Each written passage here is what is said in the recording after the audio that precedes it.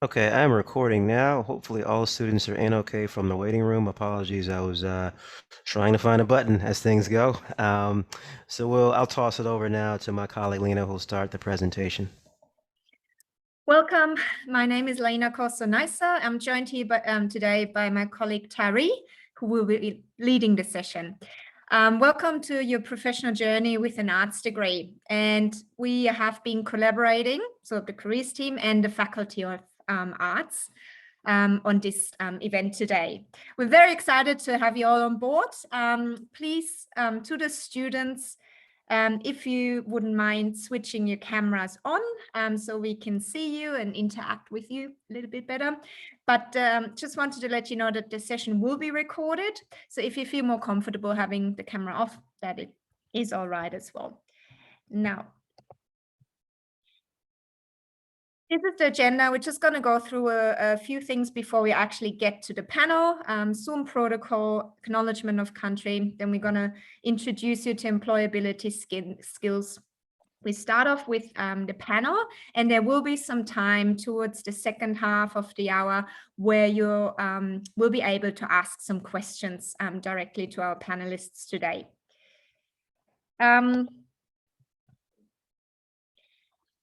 If I could please ask the students to just mute yourselves during the session. If you've got any questions, you're welcome to put these into the chat and I will be monitoring that.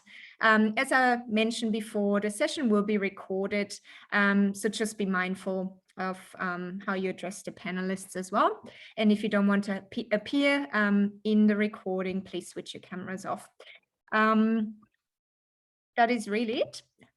I would like to acknowledge the traditional owners of the Macquarie University land, the Wallumattagal clan of the Darug Nation. We pay respects to the elders and knowledge holders who have and continue to share the wisdom and knowledge, nurturing and sustaining our environments, cultures, and education. Now, today we will be talking a lot about employability and employability skills. So just as a quick intro, you might be asking yourselves, what is employability? Well, employability really describes the skills and the knowledge and your personal attributes, which makes a student and graduates more likely to gain employment. And during our session today, we will be asking our panelists about the skills they have developed while they were studying and how they are applying those employability skills now in the workforce. Now, employability skills are also called transferable skills or soft skills, sometimes we might call them. And these are the skills that you use in your job every day, no matter what is the title or the field or the industry. So some transferable skills are hard skills, for example, like coding or data analysis or using Excel or any other technology. And some are called soft skills, which refer more to your interpersonal skills, your communication skills, and teamwork. Employability is a equation, really. So it comes down to what are your qualifications and your work experience in the field, plus the skills times your contacts you have. So it's all about networking as well. And with everything really in life, you do need help to develop those employability skills. And many activities are part of your degree, like extracurricular activities and like the session today. Now, over the last half a year or so, we've developed a Macquarie Employability Skills Guide, which covers 14 critical skills that are sought after by employers. And today we will be asking our panelists how they have applied some of these skills. For example, how they have developed their careers and how they got their foot into the door, and how they're working in a team environment, or how they might be applying their critical thinking skills, for example. Harry, over to you. Thank you, Lena. Perfect. So now we'll go into the panel session. So when you get a chance, Lena, you could stop sharing your screen and we'll go to the, perfect, yeah. So we're gonna introduce now Dalen Hamilton, Foreign Policy Affairs and Trade, Ashley Callaghan Blunt, author and public speaker, Bryn Fulcher, Executive Producer and Director with Humble Productions, and Alana Sharp, Events, Festival, and Retail Manager for the Australian Maritime Museum. Thank you all for joining us. We'll now like each panelist to tell us a little bit more about yourself, starting with basically what your role consists of, what your study background is, and I think that's enough for now. So from my screen, we'll go Dallin first, Bryn, Ashley, and then Alana. So Dallin, over to you. Hi, everyone. My name is Dallin Hamilton. I'm a policy officer with the Department of Foreign Affairs and Trade, which is Australia's diplomatic service. I'm currently in Mauritius. I work for the Indian Ocean Rim Association, which is the regional body for the Indian Ocean. At Macquarie University, I studied a Bachelor in International Studies, and then a few years after graduating, I did a master's degree in international relations. So if I can tell you a bit more later on, but I think that's enough for me for now. Thanks, Dallin. Bryn? Awesome. My name is Bryn Fulcher, and I'm the Executive Producer and Director and co-owner at Humble Productions. We're a creative production company, and we make everything from TV commercials, animation, photography, design, and branded content for brands. In terms of the day-to-day, my role is managerial in the sense that I run a team and deal with briefs coming in and sort of the management of them coming to final fruition, and also directing of commercials, that kind of stuff as well. So a slightly varied role in that sense, and also running a business as well, a small business. So in terms of my background, maybe slightly unconventional in the sense that I went straight out of high school and got an internship while I was studying at TAFE, got sort of 4 or 5 years experience, and then went back and did a BA media with a in-screen production while I was working. So I sort of paired that practical experience in the work environment with that study as well. Yeah. Great. Thanks, Bryn. Ashley? Hi, everyone. My name is Ashley Clayton-Blunt. I'm the author of 2 books. One is a memoir called How to Be Australian that came out in 2020, and one is a novella and collected essays called My Name is Revenge that came out in 2019. And I currently have a book on auction in the US, the UK, and Australia that I'm hoping to have publication news about very soon. I studied a Master of Research at Macquarie in 2017 in English technically, but in creative writing. And part of my thesis, the creative portion of my thesis, became the novella that led to my first publication. Prior to that, I have a Bachelor of Journalism from the University of Winnipeg and another Master's in Cultural Studies from the University of Sydney. Thanks, Ashley. And Alana? Sorry, just on mute. That will help if I'm not muted. Thank you. Hello, everybody. My name's Alana Sharp, and I currently work for the Australian National Maritime Museum at Pyrmont, Sydney. I completed a Bachelor of Creative Arts at Macquarie University in 2012. And from there, I went on and I completed a postgraduate certificate with UTS in events management. I began at the Maritime Museum for about the first 6 years of my career there, doing all their events and their large community festivals. However, due to the COVID pandemic, the last 2 years, many employees of the museum, we were moved around like chess pieces. And so I was redeployed and have been managing the museum's retail shop for the last 2 years. Now that is, just to give you perspective of that, that's not like your retail managers that you would have in such as your Westfields.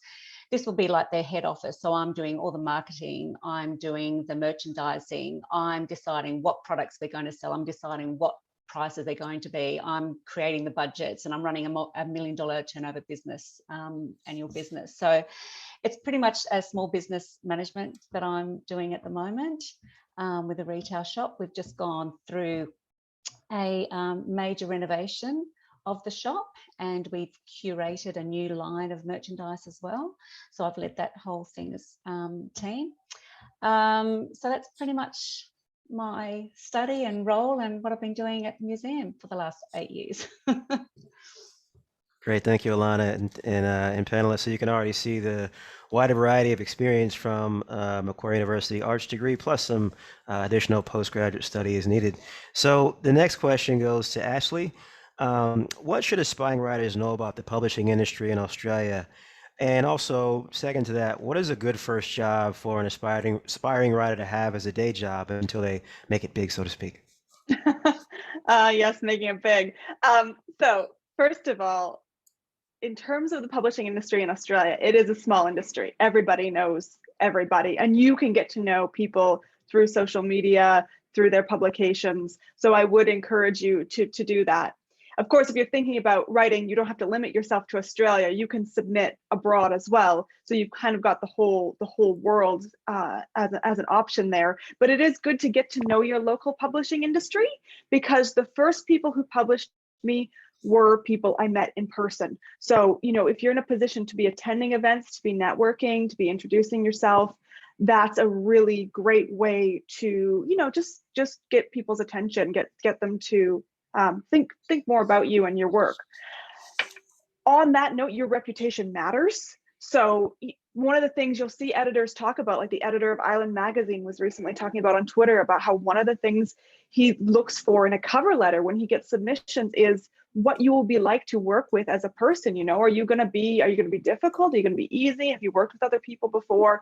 So think about, again, how when you're meeting people and interacting with people, even on social media, what sort of reputation are you putting forward for yourself?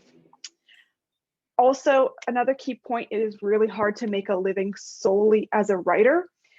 If there's not a lot of money in it. My second book, How to Be Australian, I've got $7,000 for that book, and that was more than a lot of writers would get for a book like that. And I thought I did really, really well.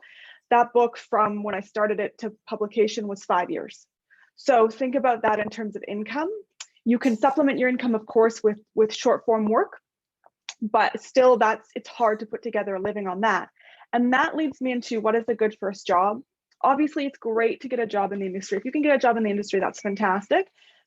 And you know, that's at a writing organization like Writing New South Wales or the Australian Society of Authors.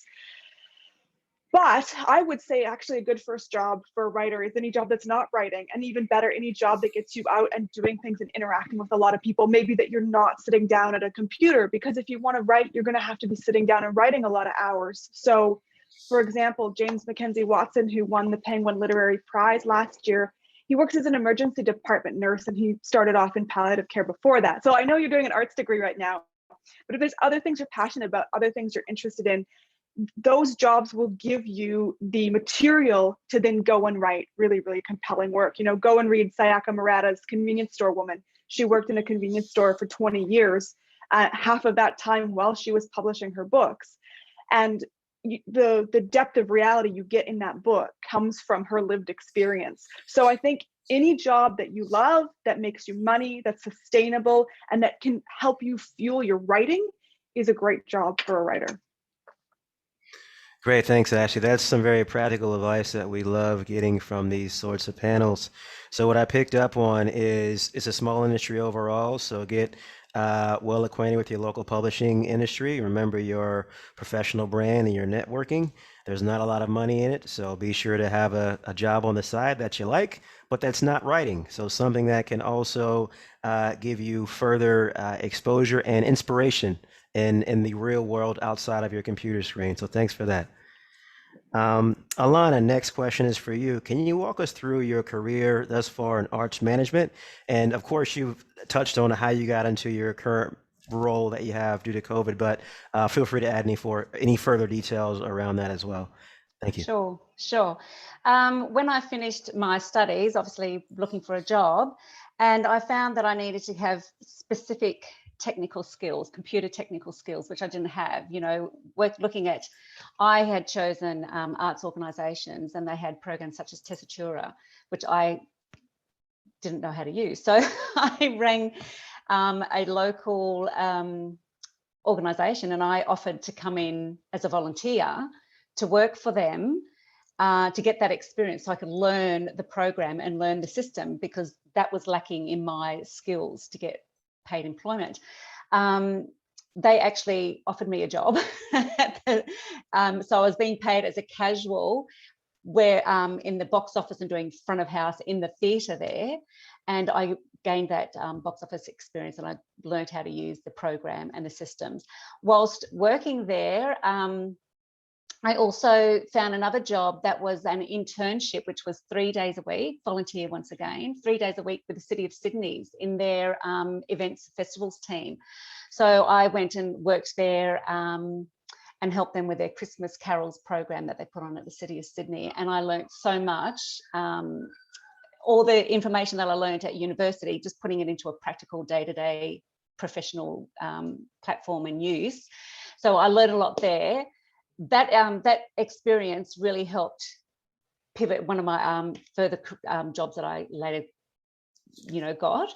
And then also from that first job, working in the theatre, through word of mouth, I found out about a maternity leave role with the arts unit for the Department of Education. So that was my first real, solid job from studies, and that was an awesome experience, and had I learned a lot, as obviously along the way.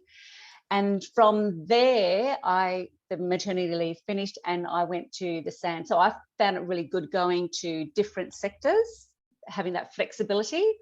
I personally think it's useful that you have that flexibility and that breadth in your career development and experience. So my time with the arts unit plus the City of Sydney gave me that job with the Sydney Adventist Hospital as the event coordinator there. And I was putting on their carols program, and I was putting on these outdoor community festivals they have throughout the year, and I was putting on their conferences and so forth. So that was another maternity leave for, that was a bit more than 12 months, probably about closer to 14 months. And then from there, gaining all of this experience, which started working as a volunteer and doing volunteer work, I got paid work, and then I've got some solid maternity leave experience jobs. And then I've been with a museum for the last 7+ years, and, just implementing and building on the experiences that I've had. And I've, what can I say? I've put on new festivals that the museum weren't even doing at the time. I've put on a 3-day festival called the Classic Modern Boat Festival, which, attracted over 33,000 people, which was more than double the numbers that they had achieved previously, which was huge KPIs. And I'm leading external stakeholder committees and things like that. So I learned a lot, I grew a lot. They saw my abilities, they saw my leadership skills, and they gave me these responsibilities. And I think that was the key for why they selected me to manage the retail shop when they were moving people around, because all of the events, everything just shut down because of COVID. And because of my energy, my passion for the work, my ability to lead, my ability to critically think, to problem solve, all of those skills, they saw that, and they asked me to manage the retail shop. And I was thinking, well, how's that going to affect my events career? But actually, I see that it's really benefited everything. Units that I learned covered in my undergraduate at Macquarie, marketing. I did quite a few marketing units. I did accounting units, finance, which I thought was really quite hilarious at the time. However, I've been able to draw on that knowledge and put that into practice. As I said, what I'm doing now is I'm actually doing general business management for this business, and it's just broadened my skills even further. So, going on from this next, I'm hoping to find something within the arts sector that I can combine the two, retail, because a lot of cultural arts, they have retail, their merchandise retail shops, and they also have venue hire, events, festivals.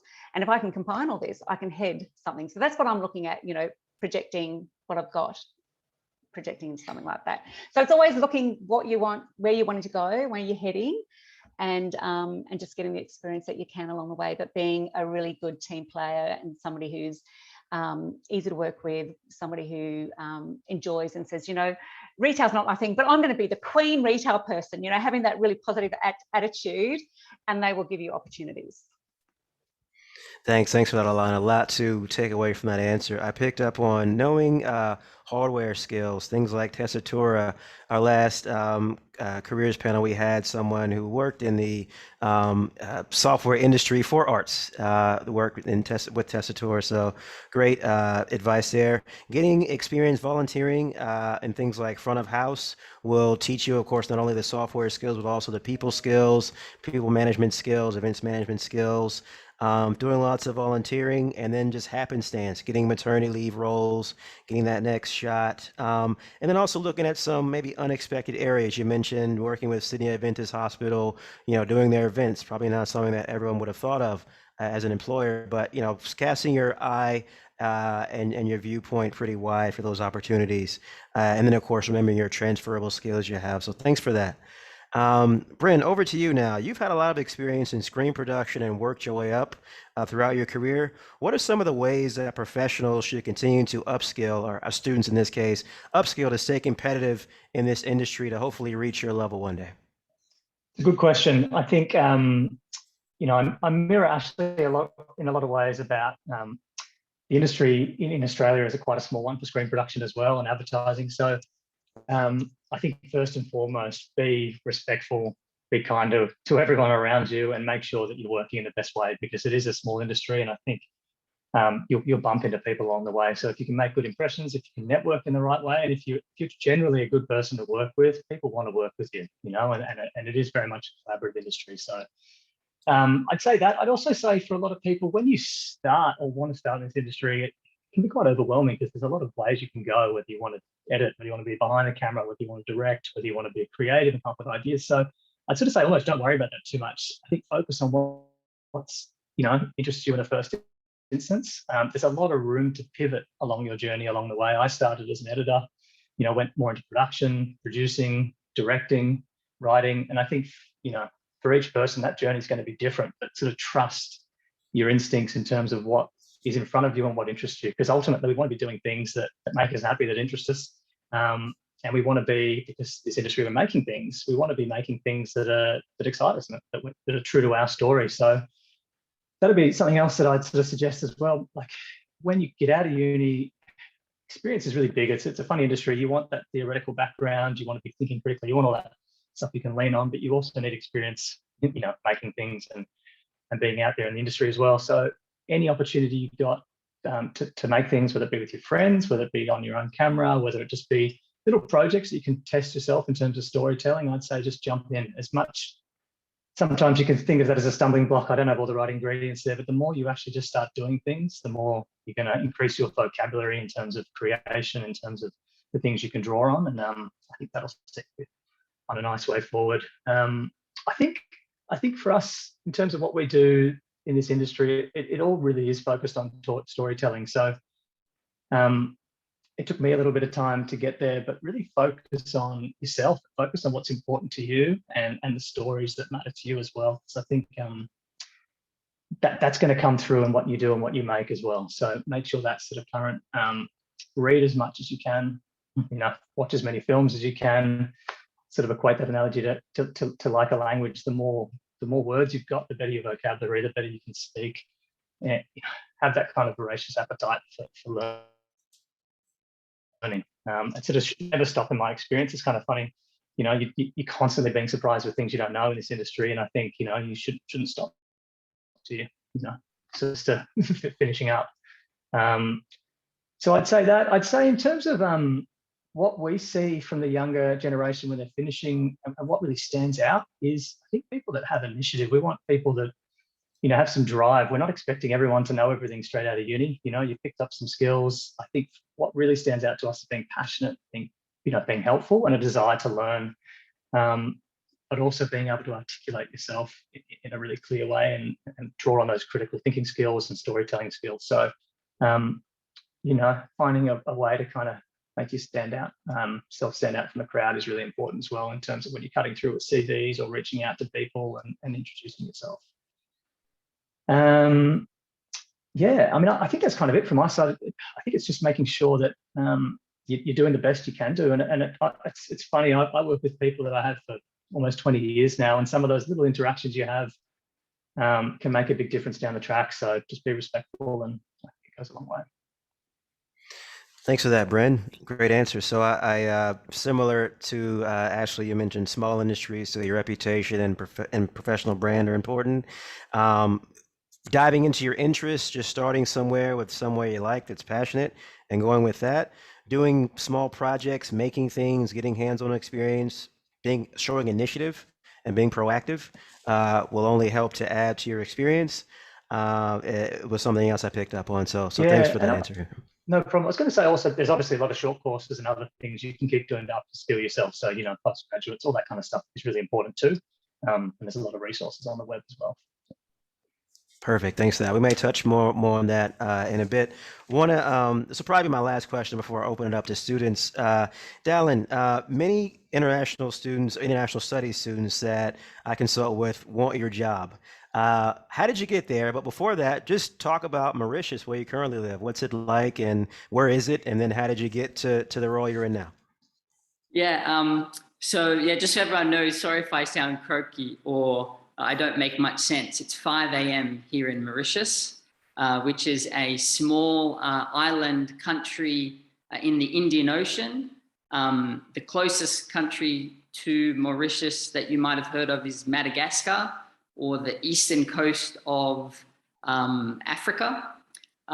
It is a country that was first colonized by the French, then the British, and then finally it reached independence about 50 years ago. It has about 1 million people on the island. The island you can drive around in probably about 2 hours, and it's absolutely stunning. I grew up in Sydney, so near Manly Beach, in fact. And so in Sydney, all of the beaches there, you're constantly dealing with waves, with tides, with rips. In Mauritius, they don't exist. Basically a coral reef circles the island. And so it's very shallow for generally about 200 meters. And then you get the deep ocean with waves. So every day after work, I go and I run along the beach, and then I swim along the beach. But I'm literally only 3 meters after so you're basically in a pool. I'm 3 meters in the water, and I swim along the beach. And at any moment when I'm done, when I'm finished, I just stand up, because it's never, for the 100 meters, it's never deeper than 3 meters. So how did I end up here? Well, specifically with Mauritius, so when you're a member of the Department of Foreign Affairs and Trade, you apply internally for diplomatic roles. So most roles are in Australian embassies or high commissions around the world. There are a few very kind of unique roles, such as where I am, where I'm not actually representing Australia. I've joined an international organization. So my regional organization has 23 member states, and they're the countries that are in the rim of the Indian Ocean. So starting from South Africa, going up the East African coast, across the southern tip of the Middle East, down through India and South Asia, Thailand, Malaysia, Indonesia, then Australia, and then all of the island states in between. But how I ended up joining the Department of Foreign Affairs is that I first joined the Australian Public Service, or basically I started to work for the federal government. And the federal government has very particular skill sets that it's looking for.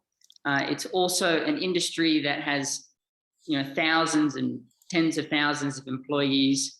So it has a very unique formula. It's about what's called demonstrated capabilities.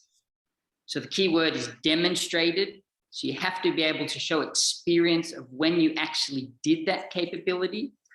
And the capabilities are all written before you apply. So it's very, very formulaic. And the reason why it's that way is so you don't have nepotism, so you don't have you're not only hiring the same types of people from the same parts of the country or the same universities. It's so that anyone can apply. And then simply, if you have demonstrated that capability, you will be found what's called in our industry suitable. Once you're found suitable, then it's about having a job. And so there are many times where you'll be found suitable for a job, but nothing comes up. So you just kind of sit there, you sit on what's called a waiting list for 12 months, waiting for a job at that level. Or otherwise, someone will then pull you off that list and then offer you a job. During my, when I was like you guys, when I was at university, I did 3 internships and a year of exchange. Those internships were kind of in the diplomatic world. So I did exchange on Japan, and I did an internship at the Embassy of Iraq in Tokyo. I then, after finishing there, I then went to the Embassy in Afghanistan in Tokyo. When I came back to Australia, I then worked for the Japan Foundation, which is a foundation that is paid for by basically the public service in Japan to promote Japan around the world. So there's one there in Sydney. So I then joined there. That then led to my first job out of uni, which was Chief of Staff to the Israeli ambassador down in Canberra. I was then transferred to London. I then worked on the London Olympics. I then wanted to stay in London and then worked in monetary policy with the IMF and the World Bank. I then really wanted to get to Japan. So then I went to Japan and worked with a local government there. I then realized that I hadn't worked for my own government yet. By this stage, I had only worked for foreign governments. So I then joined the Federal Department of Home Affairs. So Home Affairs looks after immigration, cybersecurity, national security, law enforcement policy. And so I did that for a couple of years. And then once you're in the federal government, it's far easier then to just move around inside the federal government. And hence I then moved from the Department of Foreign Affairs, to the Department of Home Affairs and the Department of Foreign Affairs. So how did I get here? Well, I was working for 10 years before I got into the Department of Foreign Affairs. After graduating uni, I'm sure you'll know, there's grad jobs, yeah. So I applied for the federal government and state government grad program for 5 years, because you can do that after your degree. I applied for 5 years and didn't get anything. The federal government has jobs applying all the time. So I had probably applied over the 10 years, about 250 jobs. I had applied for the Department of Foreign Affairs probably about 25 times by the time I got one. So basically my short advice is get experience gains. You need demonstrated capability. So whether that's through internships, I wrote a couple of articles for some think tanks. I did all these internships and worked for embassies and whatever. That then enables me that when I am applying, I'm able to then show that demonstrated capability so that the federal government can even hire me. Because again, you need to demonstrate that you have the capability in order for them to legally give you the job. Gotcha. Thanks for that. That's very comprehensive, actually. You actually, I think, answered one of the questions we had in chat from Dara. So I may skip that first one, if that's okay, Dara. I think he's given you enough information there. I'll probably scroll down, though. We have a question from Grace for you. And panelists, I do appreciate your depth of answers and information. If we could just keep, I guess, from this point on in the second half hour to about 2 minutes or so, or 90 seconds of just quick points, so we can try to get through some of these student questions.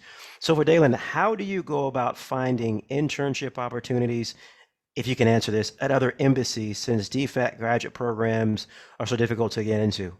And then from there, how do you stand out, or how can you stand out to be considered? Yeah, so there's basically 2 ways for you to get into the federal government. One is through the grant program, and then one's through applying for a direct role or what is known in the industry as rounds. So anyone you know that, so I've met hundreds of graduates that got through that graduate program. I've met thousands who got through the direct application route. So actually the vast majority of people who are working in the federal government did not come through the grad program, but came through this other route, which is the way I got in as well. So my first advice is, do not put all your eggs in the graduate basket. Also apply for roles. In terms of how you get internships, again, it just comes down to applying. I applied, I can't even remember, hundreds and hundreds. In terms of, so if you don't live in Canberra, again, a lot of the embassies in Canberra for other governments have internships, so apply to them. I remember I actually wrote to every single embassy. This was back in the day where the internet and email wasn't completely the same as it was. So I wrote a letter to every single embassy in Canberra saying, hi, I'm Dallin. I really want to be an internship. I really want to do an internship. I want to come down. I kind of did something similar when I was in Japan. I did something similar when I was in London. That's how I kind of got my internship at the United Nations in New York. There are also the Australian embassies abroad also have internships because the security, you can be quarantined better basically for in an embassy so that you're not with protected information or secret information or top secret information. So apply for maybe internships overseas. And then finally, write. So try and get published. Think tanks, newspapers. I got published, twice. And the first time was because I knew the editor. I met him somewhere. He kind of liked me. He said, hey, you're interesting. You got an interesting story. Can you write about this? I did. And that's how I got published the first time. And then that then led to the second publication, which when I'm in an interview or whatever, as soon as someone sees that I've written on foreign policy publicly, I just stand out. That's perfect. Thanks for that. Really good advice. I may just skip around and ask a question this is for the media industry. So Bryn, Ashley, and Alana, probably more towards yourselves. Do you know any internship or work opportunities in the industry for non-production? I guess maybe Bryn for you initially, such as public relations, social media, media studies. Yeah, I'll start with you, Bryn. Sure. I mean, I think for that kind of stuff, there's a lot of advertising agencies out there, a lot of PR agencies, and a lot of those kind of tasks, social media. They'd be at the bigger agencies or smaller boutique agencies. So what we find is a lot of people reach out and do paid internships or work experience, which will give them a good footing in the industry. It's a funny kind of industry because we do production and advertising as well, so there's a bit of distinction there. But a lot of companies out there will just focus on those areas, and I recommend reaching out to the ones that that's their speciality in terms of the start. Okay, Ashley. Yeah, Thanks, Bryn. Writing New South Wales has. So I worked at Writing New South Wales for 6 years. So they have internships now. There's pause because of COVID, but they will come back. That are events and socials and comms, and they were a really great way to get involved. And a lot of our interns did go on to get jobs in publishing or other areas related to art. So that's one place for sure. But if you go on, there's Facebook groups for writers, and would be, I think, for other groups where you're looking at where they actually list internship opportunities. So I'd go to Facebook and look for relevant groups. Thanks for that. Alana, for your industry, are there any maybe recruitment agencies or maybe temp agencies you recommend for, especially coming out of COVID, for individuals getting jobs in event planning or events management? Not necessarily for event planning or event management. If there were roles going, they would put it up there on, Seek or LinkedIn, etc. I have hired in the past event assistants when I've had big festivals going on for short periods of time, such as an internship. And we advertise those on platforms like Arts Hub to get candidates, and also through word of mouth. So word of mouth is a really good thing. So our organisation, we've used a number of different agencies. We've used MacArthur, we've used Chandler McLeod for our casual staff, and they run the front of house. And through that pool of people, because they're familiar with the museum, we look at their skills. And if there's been opportunities and they've got the right skill set, we approach them and say, would you be interested in this short-term internship? So, you know, just registering with the different agencies, getting in and doing casual work for the different arts organisations, if that's what you're interested in, because you're there front and centre, you're familiar with it, I would say, and you're verbally talking and tell them what your plans are and what you're studying and where your direction wants to go. When something comes up, they'll definitely approach you and let you know about an opportunity. Great, thanks for that. Some of my favorite websites as well, to add to what Alana and Ashley have said, have been pedestrian.tv and theloop.com.au. They're pop culture websites, but they also have job boards as well across different areas of media, social media, etc. Next question from Rohini. Start with Bryn for this one. I'm going to paraphrase it because I think some of you already touched on, but for international students that are looking to get into the screen industry in Australia, you probably said this already, but what's the best way for them to kind of get their foot in the door? And would you imagine it would be more difficult for someone coming from overseas to get into the industry? Good question. Actually, while I just think of it, on the last question, there's a publication called Campaign Brief, which is really useful for PR, basically all types of advertising. So I think it was Elena who was asking that, could look into that. And it's just a way of getting familiar with all the big players in the industry and different companies.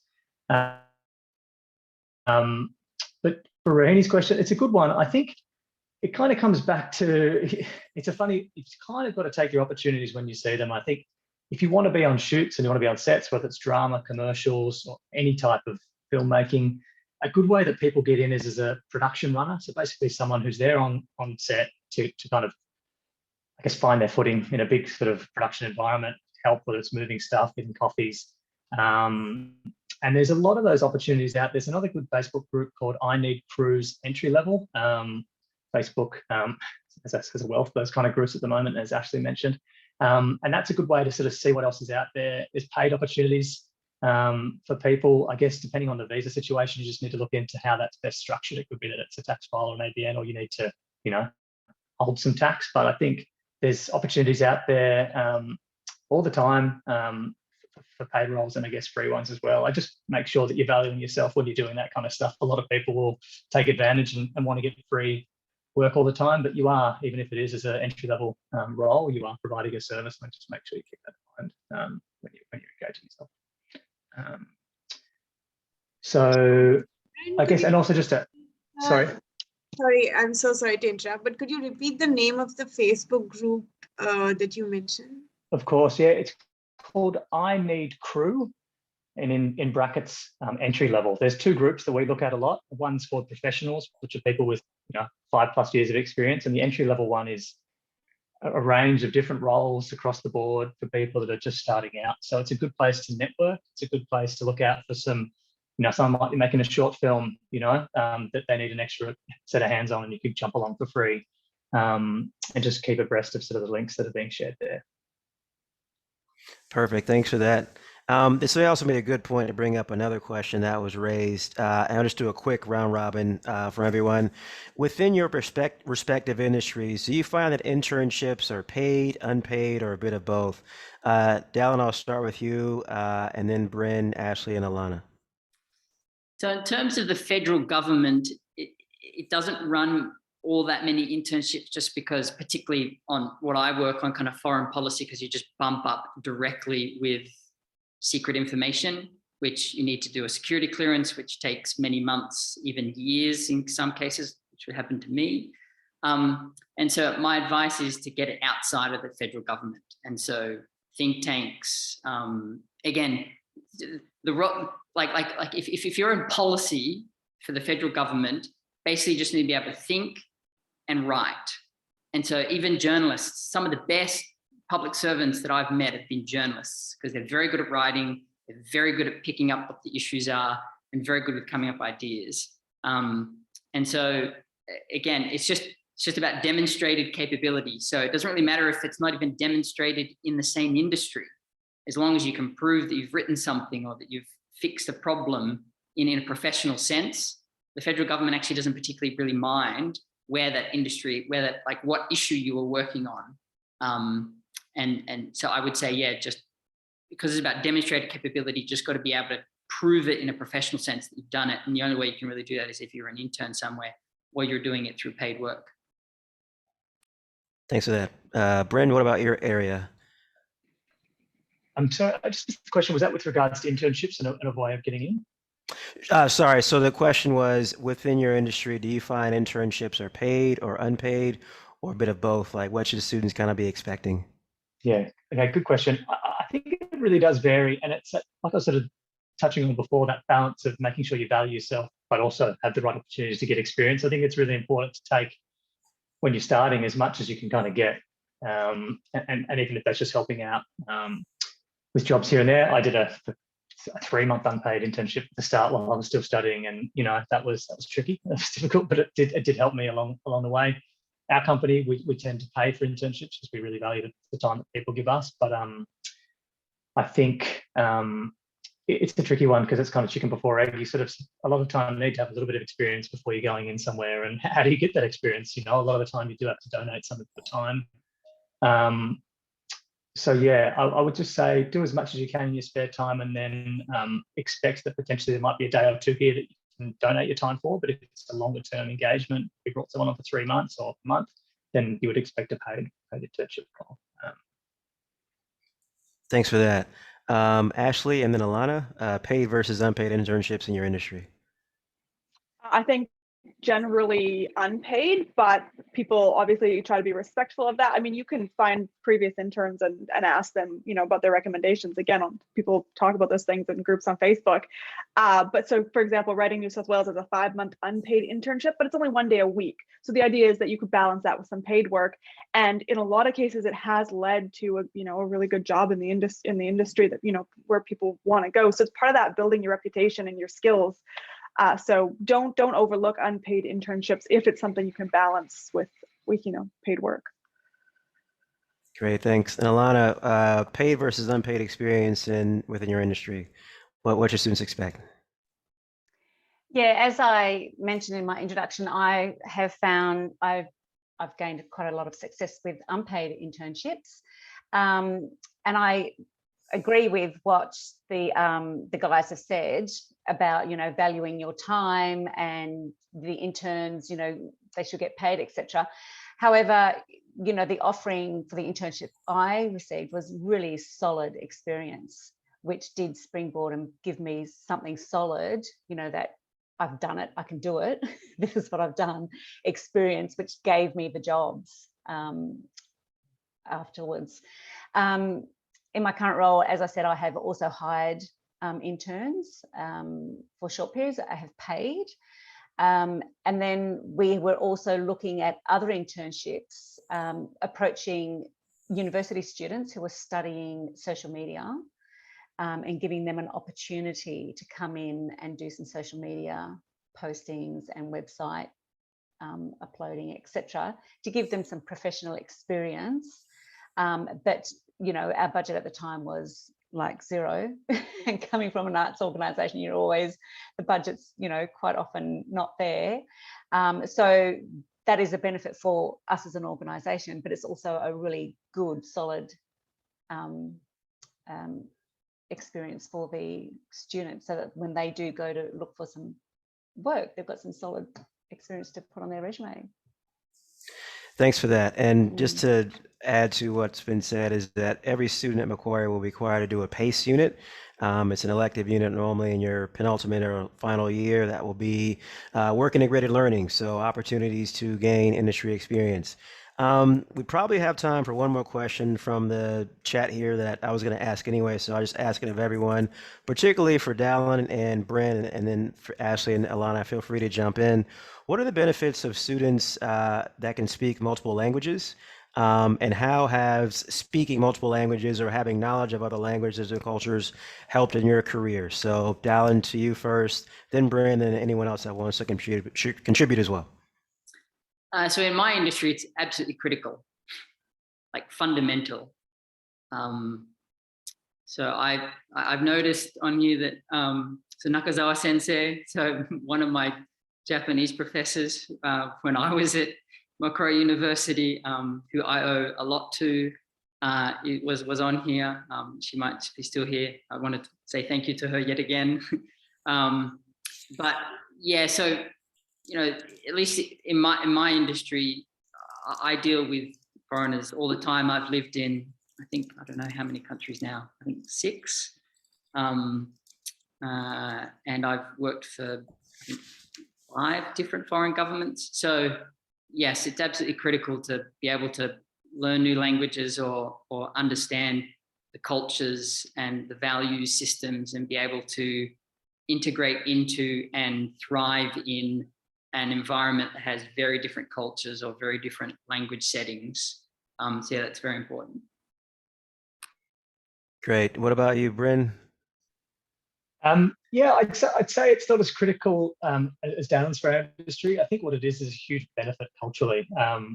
Funnily enough, I did a job in Japan a year ago where I needed a translator to do all the interviews for me, which is an experience in itself. But having that ability to connect with someone, person to person, invariably gets you a lot better results, and also gives you a deeper understanding of the culture and the nuances in terms of storytelling. So I speak conversational Spanish. It's not perfect, but it gives me enough. I've sort of done a job when I've been in South America, and to be able to connect and sort of empathize with certain people, it gives you that connection with people off camera. So I'd say learn as much as you can. I think also in terms of the stories that are out there, inherently the industry we're in is about telling different stories. Watch as much foreign language movies as you can and really embrace all the differences in the cultures, because that's what makes us human.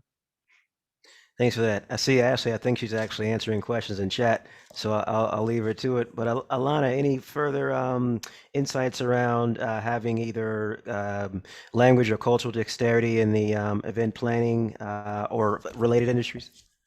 Not in my direct roles. However, in a cultural institution like a museum or a gallery, etc., and if you're working customer front facing, bilingual is really beneficial. We have, when the borders open up and we have our international tourism come in, we actually do hire staff for front of house who can do tours in a specific language. So yeah, it's really beneficial if that's what you're wanting to go and do.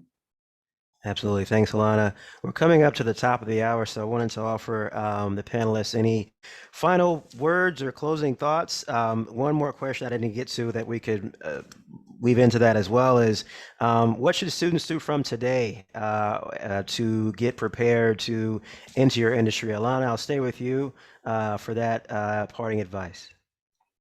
I'm not really sure which year the students are, but just finishing your degree, doing the best you can. If you've got time to get some experience along the side, because you need to have the two put together, and that will help springboard you into your career. Getting a great resume together, looking for the career path that you want to go down, and targeting different organizations that you are interested in approaching. And when you get close to your end of your degree, start approaching them. Let them know you're there and find out what's available. Absolutely. Thank you for that. Ashley, have you got any final closing thoughts, or what should students do from now?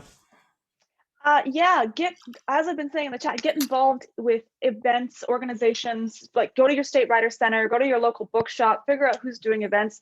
If you're regional, if you're wherever, everything's happening online. There's lots of online opportunities now. And introduce yourself on social media. Twitter and Instagram, particularly Twitter, is a great place for writers. #writing community and Oz Writes are great places to meet writers. So yeah, just start introducing yourself and watch what other people are doing and follow their lead. Absolutely. Sounds really good. Thank you, Ashley. Bryn, over to you. In terms of some parting words, I guess I'd say to everyone out there, I said, be yourself. I think in terms of what I found recently after a few years of running a business in terms of meeting new people is people that are themselves and upfront and honest really cut through. And I think find that differentiation from yourself, and I guess don't be scared to tell stories that matter, and learn as much as you can. Great. Thank you, Bryn. And finally, Dallin, any final words or parting advice? I remember when I was at uni and you're coming to the end, and it's all kind of very big and scary and you don't know what's going to happen. That doesn't really change, at least from my experience. So in a sense, be excited, get involved, get out there, do your best. All you've got, right, is to do your best. And I really hope that it all works out. We kind of, like, as alumni, we come and do these things to try and help out. Again, reach out to us if you want to talk to us directly. Some of us are busy, so we might not reply, so sorry about that, but some of us may, and so we'd really would like to help out. But otherwise, keep your head up and shoot for the stars. Thank you, panel. And apologies for any students whose questions we did not get to. You can always book an appointment with the Careers and Student Employment Service, as well as, like Dallin mentioned, reach out to us as well for any to the panel for any advice, connect on LinkedIn, that sort of thing. Thanks, Lena. So next steps and resources. So then we got a tasting of what you can do to start your career. If you're looking for other career information, feel free to, again, log into Employability Connect. That's our new portal from the careers team on everything from panels and workshops like this one today, resume checking and also advice. Interviewing advice, and you can also have an ability to book a one-on-one careers consultation after using our online resources to have a more intensive or personalized chat. We also have the MQ Student Employment Program, which is, think of it as an on-campus recruitment agency. So perhaps for the panelists who are in a position to hire today, feel free to ask me about it later on. You can enter into the student employment program to apply for jobs both on and off campus, all paid roles, part-time and full-time, available to students while you're studying now, as well as recent graduates.